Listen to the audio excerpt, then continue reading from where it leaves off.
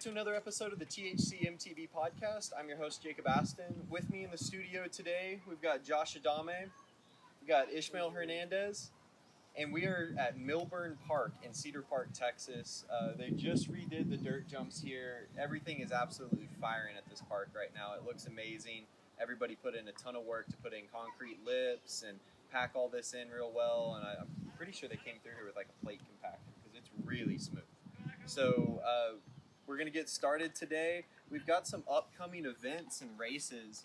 So our first upcoming event is a monthly Pace Bend ride with Austin Ridge Riders. That's going to be at Pace Bend Park on Saturday, August 22nd, and that's a really good ride. We've rode with Austin Ridge Riders a lot in the past, and we've done some trail work with them, and they're really good guys. It's a good organization, and a lot of the trails in Austin would have never gotten started, or the city would have never been lobbied for those to have even been approved. So huge shout out to Austin Ridge Riders for doing that and holding these monthly rides at Pace Bend. Our second event, we've got the second annual Ride Like a Girl group ride on Monday, September 5th. That's Labor Day at Muleshoe Bend Park. That's in Spicewood. That's going to be good if if your girl rides and you want to get her out on a bike and you want to get her with some other ladies, and hopefully she'll be a little bit more comfortable than going out trying to rip it with the homies. Go ahead and rip it with the homies. So next, our last event is the 2022 Texas Enduro Cup race number 1, sponsored by Team Trail Party, and I'm super excited for that. There's always really high level people and high expectations, and there's a lot of really good riders out there. So for that event, expect to see Trek, Rocky Mountain, Specialized all doing demos. So they're going to be bringing bikes and they're going to be setting up tents. So you can go and talk to the mechanics and stuff there. Expect to see Rodeo MTB out there with a tent. Expect to see... My boy's making fire shirts. He's making amazing stuff. Oh, I like his shirt. He just got with Wyatt Turner. Did y'all see that? So they've got their first sponsored rider, which is a really cool thing. I like the checkered orange and white coming across his stomach. Mm-hmm. Oh, yeah. That's the one I really like. Yeah, that's an awesome one. Yeah. Yeah, he's making some really good stuff, and those drawing videos that he uploaded on Instagram, I thought were really neat, showing his process. Yeah. That was really cool. Okay, so that's it for events and races. Next, we've got our second segment where Josh went out on the trail earlier, and we were talking to some people who were there, and we were asking them questions. We had some people who knew some stuff about mountain biking, some that didn't, but let's roll the highlights. Can you name one pro mountain biker? Can you name one professional mountain bike rider? You?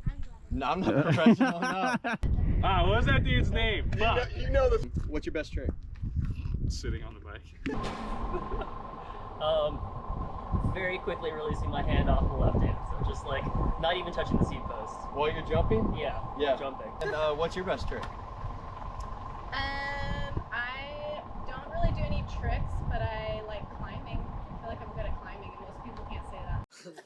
All right, guys, we got some mountain biking news. So at Sleep Tight was a line at Spider that was very rough. People blew the berms and the turns out all the time because it was literally just a stick of cedar with some dust packed into it, and it just would not hold. But they went back, they completely redid everything. They stacked up logs on the bottom and then did rock wall on the top. Which is badass. Which is amazing. A ton of work has been done at Sleep Tight. And we got some details on that from the Spider Mountain Instagram page. So on Saturday, August 27th at 9:30 a.m., they're going to do the grand opening. They're going to do the ribbon cutting for Sleep Tight. They've made a beeline now, so you don't have to go off the rock drop at the waterfall, which is awesome. There was a beeline that kind of went over the waterfall, but they've made a drop one. They actually have an A line, a B line, and a C line now. Yes, there are 3 lines now. Yes. So the old B line is still open. You can still go down that. But if you want to try the wooden drop that they just built, which looks really mellow. No, it looks mellow, nice. But it's an 8-foot drop. Mm-hmm. 7 to 8 foot drop. It's still a drop. Makes you feel alive. But there's also a drop right next to it. It's a little bit smaller, but you're still gonna have to puck. Yeah. But luckily the B line has that nice little ladder bridge going down. So that kind of feels like it won't scare you. Like, fuck it, I'm gonna do it. I think that's the C line. No, that's B. That's what they called B. And then C line is where you went straight over the waterfall. Remember, and looped around. Okay. It was that line was fast. The B line still has what I've seen pictures It's got a lip. It's got a lip, but it's like just like a drop lip, like a foot drop. But you could fly down that thing if you wanted to. Yep. Okay. Okay, so on top of that, on that day, on this upcoming Saturday, Trek, Rocky Mountain Specialized, we got demo bikes coming from them, just like a regular race. Expect to see Smith, 100%, Fox, the Bentonville Bicycle Fest, Bike Farm, the Peddler Bike Shop, Top Tube Coffee. They're doing awards. They're doing a giveaway. They're giving away a 2-night stay at Thunderbird Lodge, and with those tickets, you get lift passes with those tickets. So that's a really cool giveaway. Y'all go sign up for that and make sure that you're there for that event. Our second bit of news, Transition just came out with a new patrol, and it's carbon. So their carbon patrol, here's what the headline reads. New Transition Patrol Enduro bike drops 1.27 kilograms thanks to their new carbon frame. So it was aluminum. They were just offering it in aluminum, and they're dropping, a kilogram and a quarter about. So they're dropping a little bit of weight there with that carbon frame. This bike's coming with a flip chip to adjust the geometry. It's got size-specific chainstay lengths, so you're going to, if you're on a small or you're on an extra large, that bike's going to perform and respond how your rider size needs it to. It's really cool. And this big bit of news here is that the new Transition Carbon Patrol comes in a mullet setup. There you go. Right? So they have built this bike from the ground up to be a mullet, and that's... What's up, my friend? We just got to, Hey, doggo. Yeah, that's the thing I like. We're seeing that a lot these days. Yeah. We've got a Bronson now that's a mullet setup. There were a couple. Proof is a mullet. Yeah, there's a brand called Mullet Bikes, and they've been making mullets for a while now, and that's a cool brand. But yeah, Nuke Proof, Transition. There's probably other brands that That's a Nuke Proof, like that carbon one. I forgot the name of that. That's badass. The Giga, the Giga, the big boy. Yeah, dog. It just want to make you like take my credit card. Fuck it. Right. So this news is from Bike Radar magazine, and then it comes as a frame set, or it comes with a GX Eagle build. But expect to see XX1, XO1, maybe with a Shimano build.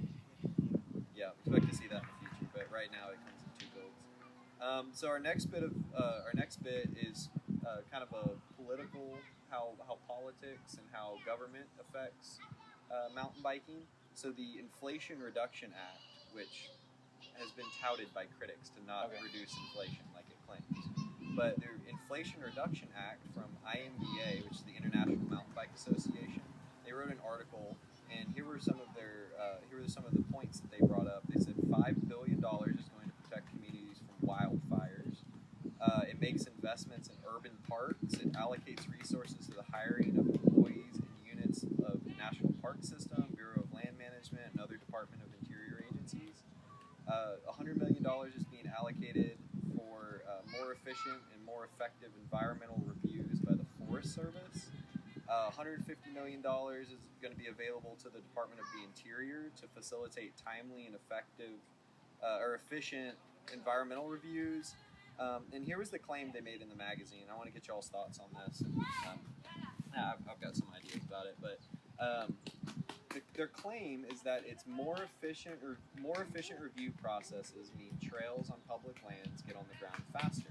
It could also mean time and money saved for trail organizations. And to me, whenever I read through it, it was a lot of $5 billion for wildfires, and it's like, okay, that's gonna really help California, right? That where are most wildfires occurring right now, over in near the Sierra Nevada mountains. Yeah, so I was like, okay, so that helps them out a lot. But in all this is public land, and the Department of the Interior and Bureau of Land Management Park System, it's like, we don't have a lot of national parks here. Maybe something like Balcones Canyon Lands, that's a Department of the Interior park. Possibly, maybe we'll see some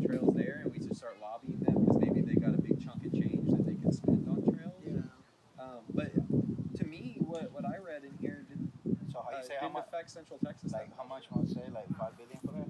Yeah, $5 billion just to help protect communities from wildfires. Is how they describe it. What's it like? You get $5 billion, like no plan or nothing. I was, Yeah. you know, like I was thinking the other day, why they don't build like some kind of, you know, like pipes like around homes or whatever cities, Mhm. and you know, and Yeah.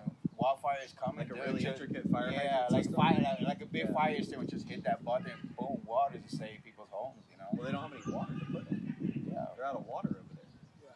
Yeah, and we're finding, especially in this day and age, that throwing money at something doesn't necessarily mean the problem's going to Yeah. get fixed. Right? Like people with good ideas and good intentions usually get the problems fixed. Right? But money does not. Just throwing money, sheerly throwing money at something and doing nothing else, or throwing money at something and expecting people to kind of pick up the slack. If they throw money doesn't at really me, I'll work. get fixed. Yeah, right. But if you threw money Pew, in pew. Central Texas, dude, we would use it for like Yeah. we would allocate those sources correctly. Yeah. Or the resources correctly. Yep. So so those are just some news bits that I thought were interesting, and you know, Just seeing the part of the world where we're standing right now with all this kind of stuff right now. yeah, That's the way I look at it. a lot of money being thrown around, but Yeah. us as Central Texans, us as Texas Hill Country mountain bikers, I don't see that affecting us that much.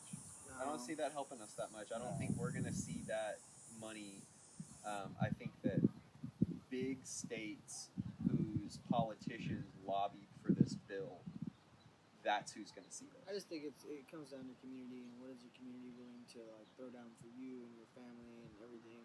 And it's just, do you want people to be in the parks and coming together, or do you want people to stay home and just worry about working and then worry about building big buildings? It just depends on where you're at, who you're with. Dude, seeing your kids just like what you said, like the tablet, just playing and playing, like they just stuck on it, man. Like you take them to outside and play, and they were like, "What's this? How I do this?" You know, it's just like that's the part we should like, you know, be together and have people like come around, parks, ride bikes. I was definitely born in 94 where like things were a little bit different, as in like just like there was TV and stuff like that, but as a little kid you didn't want to be inside, you wanted to be outside, riding a bike, doing something fun, Yeah. teaching Until your- video games came. Yeah, and I'm from South Texas, so I'm out there like picking oranges from trees and just kind of hanging out with friends outside. I feel like you can't do that nowadays. Not that you can't do it. It's just that what's the difference between when I was growing up, I could go pick an orange from a little kid looking at where oranges come from on an iPad. Why is he gonna go outside and go get that orange when he knows all this different information? The reason I went outside because I had nothing else to do. Yeah. I wanted to figure out, can I climb this tree and get the orange, the highest point of this tree? That's what we did with figs. Yeah, why am I doing this? Because of the adventure. Have you ever did Matrix look when your mom threw the chancla at you? Fuck yeah. Yeah, it's like that shit like I got hit with a chancla many times, dude. I was like, I'll tell you all a secret. This might go on the podcast, but this is a crazy secret. Stuff it on. I was a troublesome kid. I went through some things, you know, and called my mom the B word one time, which was the no-no. I was just spitballing, me and my mom yelling at each other, and yeah, man, my mom posted me up and didn't slap me. My mom beat the shit out of me, closed fist. But you know what? That taught me never, ever, ever to say that kind of shit to my mom again. See, maybe some kids nowadays just need a little pop house. You know? There's some truth to that, because as we Not even in just society, like as we progress, we seem to be building like a more and more insulated community, or a safe. Like the general trend seems to be towards safer and safer and safer communities, not more dangerous, right? At least here. So as we start to live generation after generation after generation in these very safe, benign, places, then I feel like we're kind of walling ourselves off from what violence is, and I don't think violence in itself is bad, right? It's like people who do Brazilian Jiu-Jitsu, right? It's not bad. That is a type of violence, but it's not bad. yeah, it's not even about like being your kid or something like that. It's like you gotta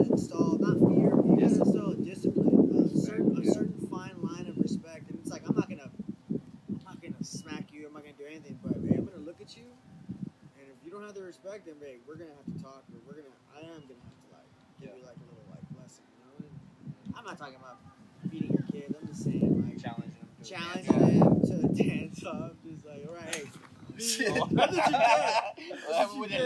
That's what you get. This boy's leveled on rocks right now. What are you doing? I think I'm good. Dude. Yeah, we're good. Wait, I gotta record this. Like, we're like doing this podcast right here, right? And y'all didn't notice that branch that just stuck all the way up there. That could destroy That all the could cameras. destroy the shit out of us right now. That could Look at destroy thing all right the there. cameras. And we didn't even notice that. I'm just looking around like, oops. If it falls, I'm gonna run over and try to catch it. Oh, fuck, that's some Matrix shit right there. It's like, damn, man. No, it's also hard nowadays when like you challenge your kids, or you do have kids. I don't have kids, but when you challenge your kid to something, and you know what you're talking about, but the internet says something completely different, and they pick up their phone, they're like, "Hey, that's not what Google says." Well, and if you don't have like a strong backbone, you don't have like a rigid belief system, then you'll there's a saying, what is it? If you don't stand for anything, or if you don't stand for something, you'll fall for anything, right? So like you have to have this like rigid belief system so that whenever you do come in contact with differing ideas, you don't have like this emotional, visceral response to those different ideas. You're like, oh, that doesn't pass my sniff test, right? Hey, I thought about that, and you know, like what I think doesn't really line up with that, and they can't coexist. So what's right and wrong, right? And you start to really like logically play things out in your head. But if you don't have that rigid belief system, then you see what that person says. Like, hey, look, this is what Google says, or this is what Twitter says, or this is what the comment section says. And But it's just crazy. It's crazy Roll also. with that. These little kids, man, nowadays. I know for a fact, all the little rippers I know, like coming up and the upcoming ones, they don't watch TV. They might do the whole Instagram thing nobody watches and TV. Facebook. That's TikTok what I'm and saying. shit. They might be doing yeah. that, but guess what? The kids that are ripping are either doing it about bikes, or they're just doing it on their free time, or they're not doing it at all, or they have somebody doing it for them. And you know, like, it's fucking badass to see just people encouraging their kids to just get out there and just be someone, dude. It's fucking crazy. Like, do something for themselves. Like, Yeah, rather than just being at home and relying on the internet, and you know. like I got my daughter's 15 and now she's starting to do nails in Puerto Rico. And she said, Dad, I want to do nails, whatever. So one day she said she wanted to take this course. I sent her money, whatever. And then like one day I called her and said, I'm very proud of you for doing what you're doing. I support you 100% in what you're doing. And I feel like I'm the best father right now for you doing what you're doing. My girl just started crying, dude, out of nowhere. And she's like, thank you, Dad. That's what I needed. Words of affirmation. Yeah, just like, you know, like encourage your kid to do something. Like sometimes we as parents, like when y'all get there, you know, mine's at 15 already, and you see your kid doing something, man, get involved. Ask him what's about this. If you don't, you know, it's your future. It's what you created. So, you know, promote those kids to do better. And I did that right now. She started doing nails. She got her first customer the other day. She made $35. I send her 100 here. It's all a start. Yeah, how to start, what you need, what materials you need, what's up, it doesn't matter. Sometimes I'd rather be broke will make her happy. So that for me as a father, it made me feel better. But one of the things that I learned, like you don't gotta repeat what you learn from your parents. I know my mother, for example, make a lot of mistakes. One day she kicked me out of the house, and like I'm gonna share this with y'all. And here being in Texas, like 2 years ago, she called me. She said, "I'm sorry what I've done for you, whatever." And I was like, "Mom, don't worry. At least I'm alive. I'm here, and I love you." That's all I said to her. Life lessons, you know. I could be a lot worse off. Oh yeah, dude. And for me, it's like even so hard to like when my mom tried to hug me, like I don't feel it, but she got me here, dude. So dude, like all I learned from her is like it's paying off right now. So it's badass. I'm doing construction right now, and I do the same thing for my kids, and I want y'all when y'all have kids do the same thing too. So I beat your asses down. You know, my mom definitely didn't have the best relationship growing up, but I mean, my mom came around, man. I was little, I didn't understand certain perspectives that my mom was going through, and I guarantee you, we all went through the same thing. It's like, you've told your mom or dad, like, you only look at the bad things that I do, and you never praise me for the good things that I do, you know? And it's like what you said about like Google right now. You say something to the kid, oh, Google doesn't say that. Fuck Google. I'm a Google motherfucker. Fuck! Like, shit. Yeah, I'm fucking right about that. I hate that shit, but you know, it's society, you know. Thousands of years of people without Google. Look at the Well, it makes us like cyborgs. Yeah, basically. like fucking. Just We think have about- access to information. Not even just that, but think about our parents' parents. Think about how our parents' parents. Think about this. How fucking superhuman they were as people. Like, just always outside, Yeah, we got- going to work, Did they get making bored? money, making fucking kids, like Look, doing everything. Look at like, the fucking the Egyptian. Look at what they made right now. We need Yeah. a fucking That was the aliens. yeah, alien, whatever. But now we need like $3 That's million for a in separate tools. show. Yeah, That's for a separate podcast. yeah, that's another shit Episode right there. 69. Do Yeah, I mean, aliens ride bikes? they'll be- you never know. For Yeah. real. Is your local trail steward an extraterrestrial? Find out after this. Is that what gravity riding is? Yeah, Right? That's what downhill riders are. probably. They just travel. They Yeah. travel into our dimension so that they can get on a mountain bike because they don't have those in their dimension. So they. No, you made me think, dude. Like every time I watch a video, motherfucker go like, and I'm like, what the fuck I'm gonna do with that? Fuck that Yeah, shit. little Like, the little Scandy flick all the time. Dude, I love the little Scandy shit. flicks going down to a steep so side. what was that? That dude like Red Bull came out. I forgot to read what it was about. Like he just jumped the whole ramp and went all the way down. Bro, Oh motherfucker! I'm like, bitch, you drink Red Bull. Motherfucker You was got in- wings, I thought it was in motherfucker. the air for at least a second and a half to 2 seconds, and he just wow, Bah, right there, dude. Yeah, I seen like 5 times already. I'm like, damn, I feel badass when I just do like. Hey, well maybe we should ride a little bit. We should Yeah. do a ride session. Yeah, that's what I was about to say. Now it's time for a jam sesh. We're gonna head out on our bikes. We're gonna ride around Milburn Park here. We're gonna hit these jumps. We're gonna get Ish on the GoPro Hero 10. Jump in Fuck you, man. We'll see you That's out like there. you just get out of here with that one. Damn, dude. The jalapenos were good. Girl, gonna put you on the map.